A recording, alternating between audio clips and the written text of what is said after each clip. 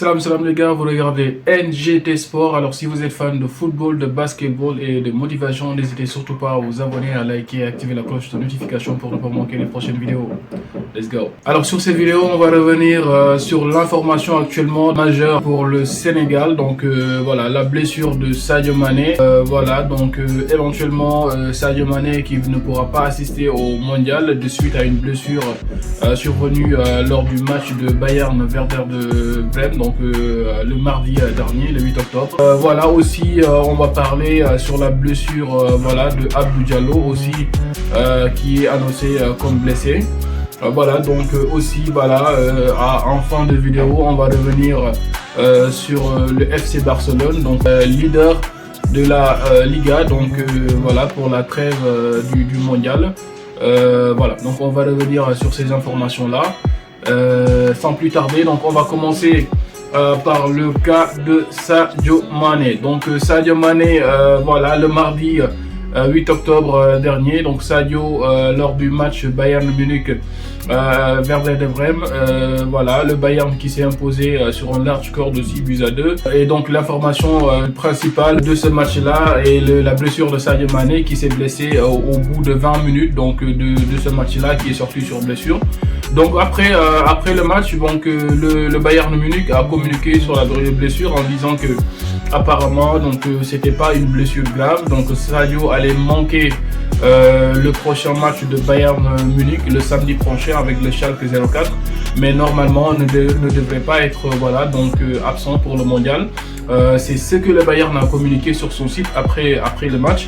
Mais quelques heures après, le média français L'équipe qui sort l'information comme quoi que Sadio Mané est forfait pour le mondial.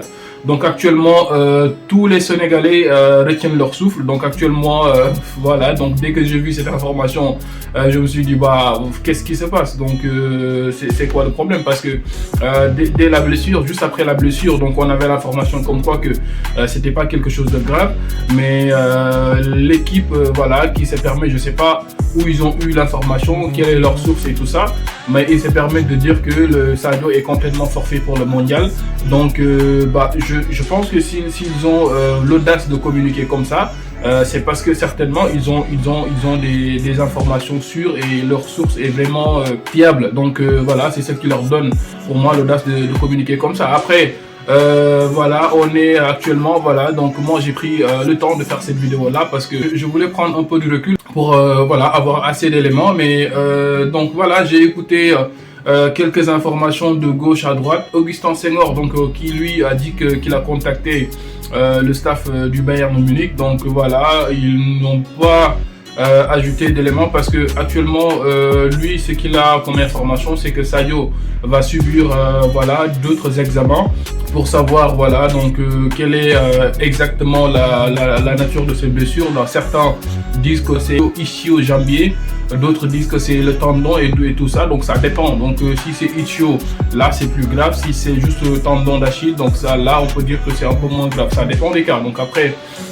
on n'a pas encore la certitude sur la nature de la blessure et aussi sur la durée de l'indisponibilité. Donc eux, c'est ce qu'ils ont comme information pour le moment. En tout cas, lui aussi dit que il y aura le médecin de l'équipe nationale du Sénégal qui sera envoyé là-bas pour évaluer tout ça. En tout cas, c'est ce qu'ils ont comme information. Donc moi, ce qui ressort sur ça, c'est que ce qui est clair, c'est que si la blessure n'était pas aussi grave que ça, là aujourd'hui, Sadio, il aurait, pour moi, Sadio aurait pris le temps de communiquer sur ça très rapidement et d'étendre tous les inquiétudes pour les Sénégalais, parce que je pense que si Sadio ne prend pas la parole sur ses réseaux sociaux et tout ça pour éteindre le feu, c'est que je pense que actuellement carrément il y a blessure et que cette blessure est potentiellement elle est grave et elle peut mener à une indisponibilité pour certains matchs, en tout cas pour le début du mondial. Donc raison pour laquelle aujourd'hui jusqu'à présent, il y a du flou. Donc, on n'a pas de certitude là-dessus. Quelle est pour moi l'analyse qu'on doit faire de cette blessure de Sadio Mané? Donc, l'analyse qu'on doit faire, c'est que pour moi, les instances footballistiques, ils doivent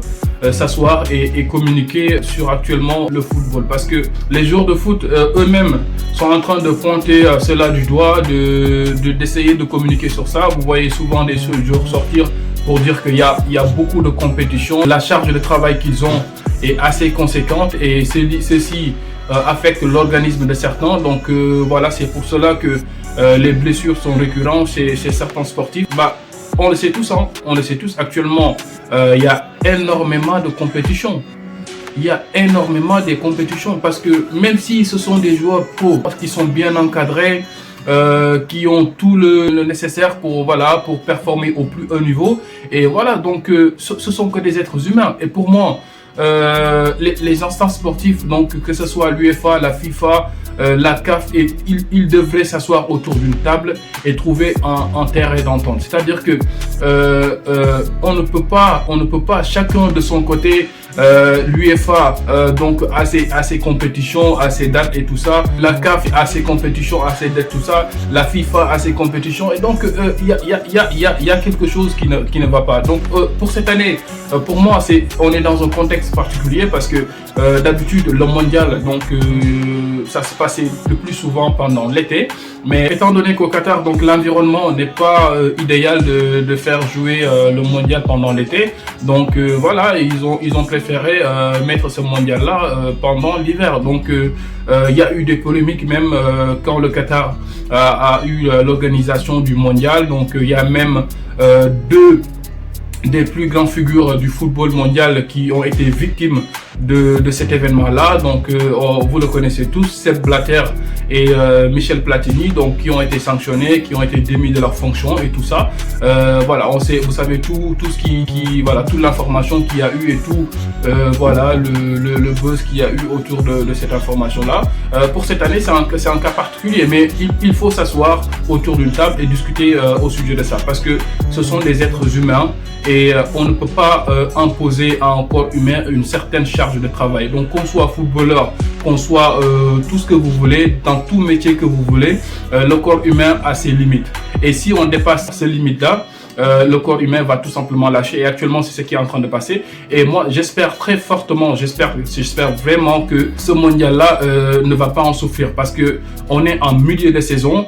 Peut-être que voilà, il y aura pas beaucoup de blessures, mais bon, il y a un risque quand même que voilà, ou bien que ce soit pendant le mondial ou bien après le mondial, qu'il y ait encore plus de blessures pour certaines équipes, et ce qui va impacter la fin de saison pour beaucoup de clubs, et ça pourrait être vraiment une catastrophe pour certains clubs. Donc il est vraiment nécessaire que les instances footballistiques s'assoient autour d'une table et qu'ils discutent vraiment sur ça et qu'ils essaient de trouver l'équilibre, donc pour ces jours-là, parce qu'il est vraiment nécessaire d'en parler, parce que tôt ou tard cela risque de leur retomber sur le dos, et il est nécessaire d'en parler, je pense. Donc quel est l'impact de l'absence de Sadio Mané pour le mondial? Voilà, donc quoi qu'il en soit, donc Aliou Cissé n'a pas encore publié sa liste.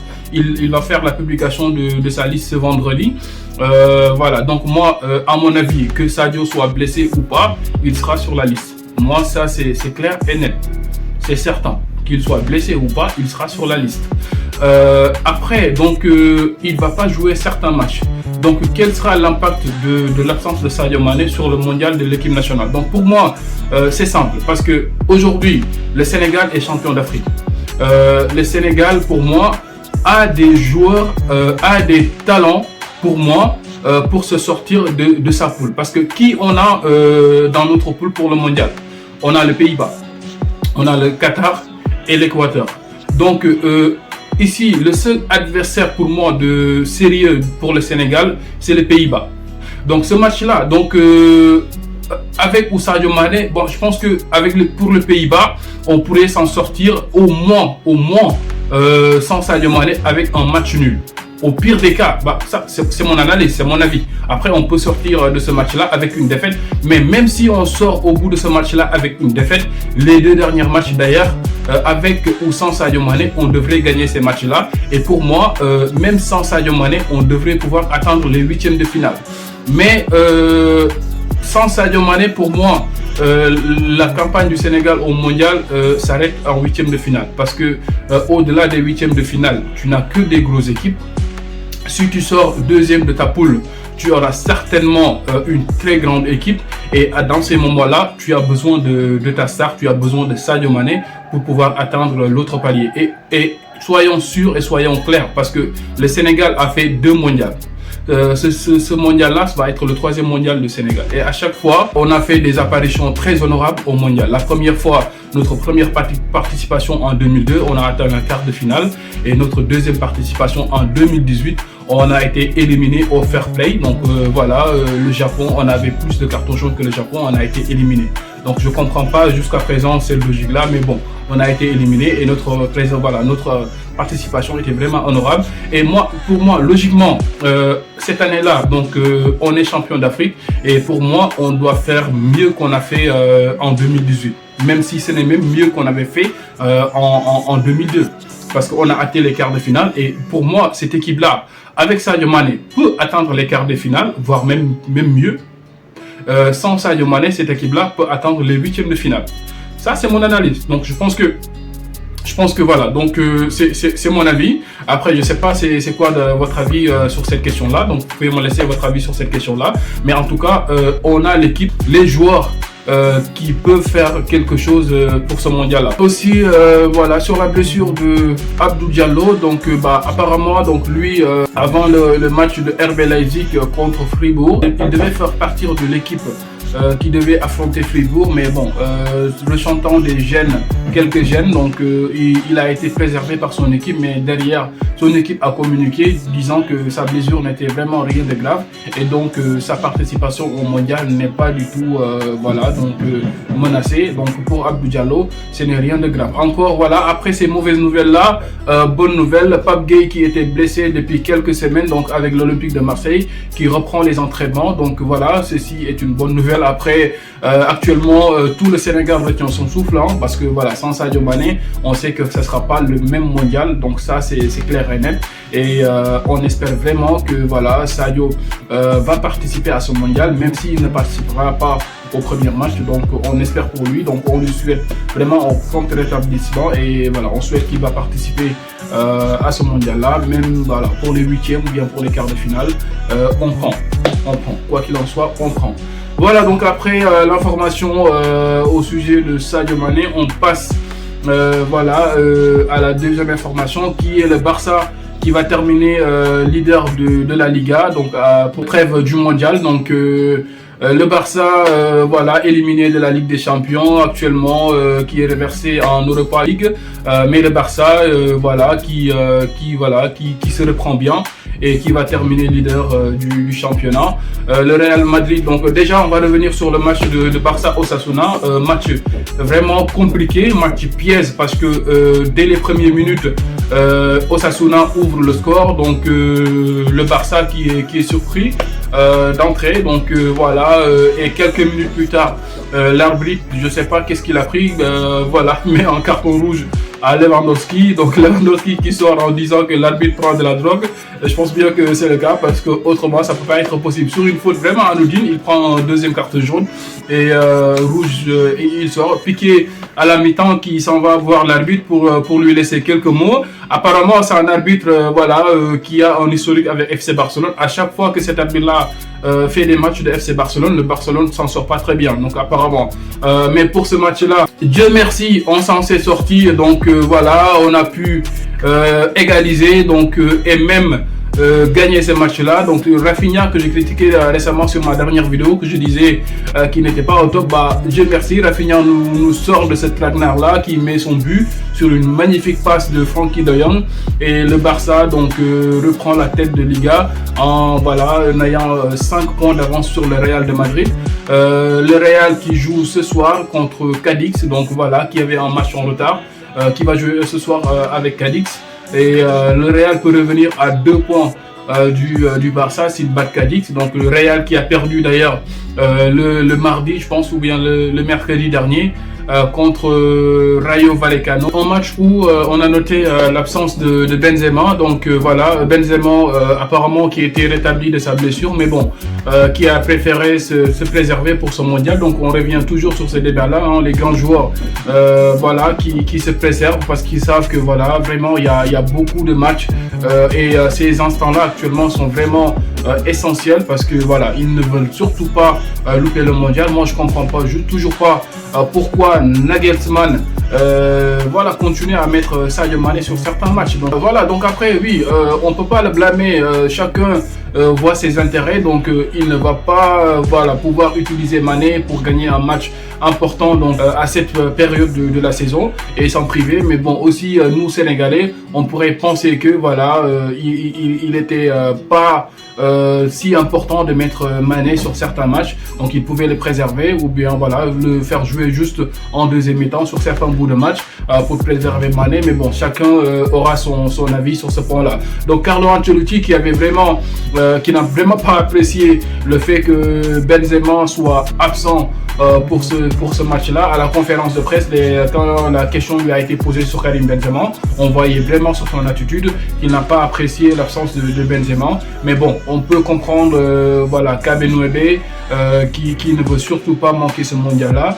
Et voilà, c'est compréhensible par rapport à tout ce que j'ai dit. Voilà, Aliou Cissé qui va publier sa liste ce vendredi, donc on attend la liste avec impatience. On va faire un débrief juste après la publication de cette liste. Donc voilà, c'est une petite vidéo sur la blessure de Mané et de Abdou Diallo. Donc voilà, si vous aimez ce contenu, n'hésitez surtout pas à vous abonner, à liker et à activer la cloche de notification pour ne pas manquer les prochaines vidéos. It's your boy Raz, c'est NGD Sports. Much love guys, I'm out.